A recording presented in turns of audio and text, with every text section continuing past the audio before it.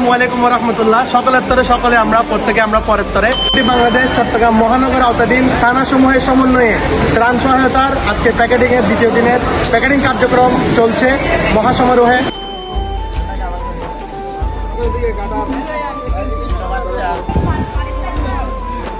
Packeting কার্যক্রম চলতেছে এবং কিভাবে এই যে ত্রাণ সহায়তা কার্যক্রমের আজকে এই যে ছোট ছোট বাচ্চারা যারা মাসুম শিশুরা এখনো খেলার বয়স তারা পর্যন্ত এই ত্রাণ সহায়তা কার্যক্রমে কাজ করে যাচ্ছে।